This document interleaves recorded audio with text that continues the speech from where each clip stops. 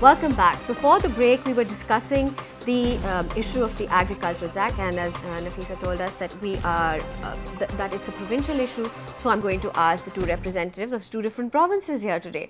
Can you tell us what is it that you're going to take to your provincial parliamentarians? Are you going to tell them that they should be taking this up and raising the issue of agricultural tax at the provincial level? I think if the rich and the landlord and the feudals, they are not going to pay any tax to the country, if they are not liable to pay that tax, then I think they shouldn't be taking all the perks. It's plain and simple. If a wealthy man in Pakistan, and look at the parliament, who is representing the parliament and what is their contributions? Whenever they show their qualification, whenever they come up with their assets, look at their assets. I mean, all these things, clear picture that the rich people of Pakistan are not contributing to the welfare of the poor people of Pakistan. Right. It's plain and simple. We are also coalition partner in Balochistan, never heard of such a thing. So the consultation, at the present, the majority party has failed to consult its coalition partner. We have taken for right, and we have every genuine right to protest and say to our majority partner that we listen, need to be heard. Listen, we are as responsible as you are, because we are going back to the people and asking the vote in our own constituencies. Yes. I have to bring in Mr. Mashti here. What is it that, you know, Sindh is an interesting example because you have an urban and rural mix there, and your coalition partners. Right, take one more minute, because I think I'm the only one that does not enjoy, basically enjoy that favor as my two other colleagues are. Look at the higher education. What apathy. I just came back from Sweden, where I addressed 500 of our students studying in Denmark and Sweden. And they had tears in their eyes. They were pounding on our door as to what will happen to them. Look at the budget that our government is going to give them. From 33 billion rupees, it has been slashed to 16 billion. How are they going to survive? These children of ours, they need to see where they're going to go. Yeah. What is going to happen? What's going to happen to them? I'll have to ask you again. It's like I said, it's an interesting mix for you, because you're in a situation where you're a coalition partner in Sindh, but you have the zabidars and the landlords as well, represented, smaller and bigger ones, as well as the urban people of Karachi. So and Hyderabad. So how is this going to work? Are you going to raise the issue of agricultural taxes? Yes, we are raising the issue of agricultural tax, and you see, I'll just take 1 second to explain. It is not on the small landholders. We are talking about a tax on the agricultural income, the tax on that. Yes. Now, just like any other income, anybody drawing less than 3 lakh rupees a year is exempted. So here in the question of agriculture, we don't mind if that limit goes up to 500,000, 5 lakhs, there should be no tax.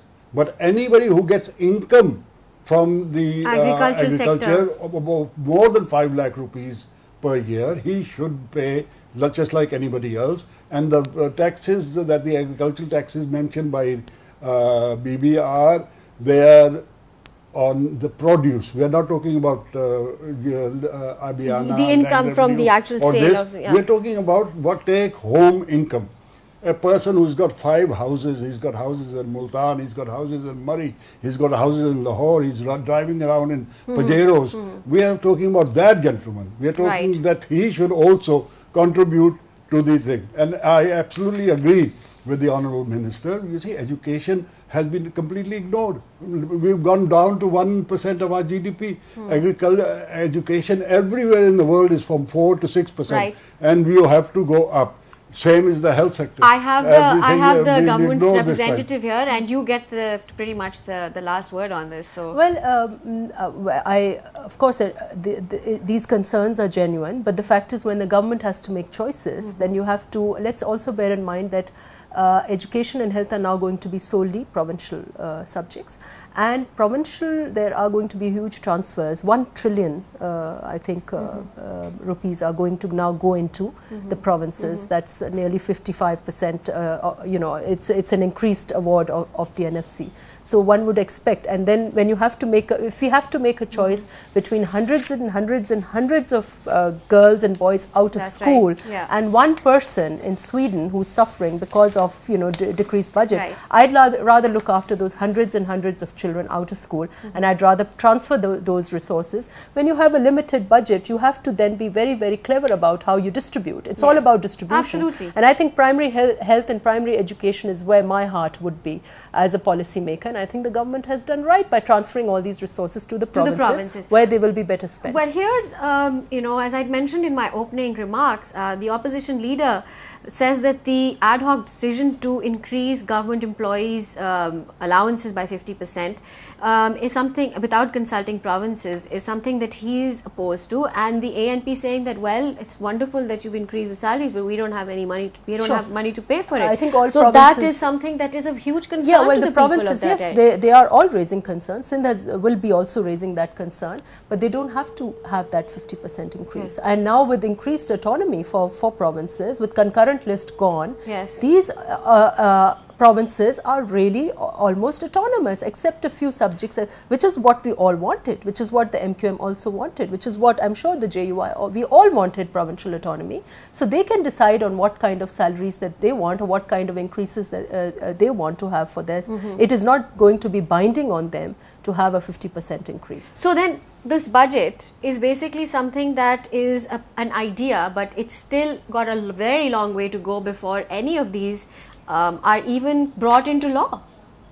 Well, basically, this budget is only the voice of Pakistan People Party, but it has got nothing to do with the JUI or the people of JUI political party. Because if we represent the poor, if we represent the people in NWFP and also in Balochistan, then where the justice lies?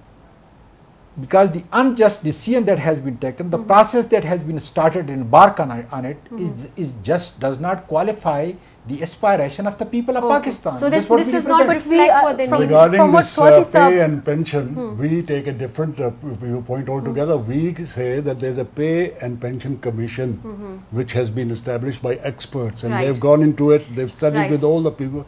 Their recommendations should be implemented rather than this 50% or 20%, and the people must be given a rise, because the inflation of last year and this year is going to make it impossible for them to make last 30 seconds. Well, just I want to talk about Swati Saab's observation. I think his objection was more on the Science and Technology Ministry cut. I don't know how it reflects into what Balochistan wants. I think the Balochistan is quite happy with the Balochistan package. Will the federal government then give funding to the provinces to meet their shortfall? See, I think these concerns of the coalition partners, I think the government should take them seriously. I'm not in the government as such, I'm a parliamentarian, but because they are my fellow parliamentarians, I think that all concerns of the coalition members should be taken very seriously, and the government must try and resolve these, because they are our coalition partners. They have supported us, and we have to support what they want. But having said that, this is a good budget. We have the gas bill. It is the gas bill, it is the price hike, it is the CNG bill, it is, you know, how the people are going to manage their life. That is the basic question. What this budget represent and how they are going to manage.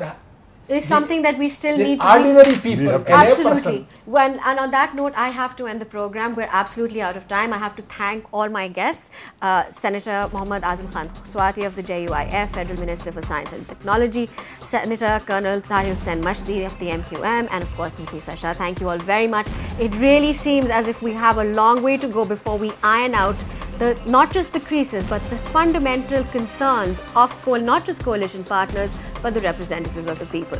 But that's all the time I have for you today. If you want to send feedback, you can always write in at witness@expressnews.tv. But for now, this is Anjum Rahman saying goodbye, good night, and we'll have another show tomorrow for you.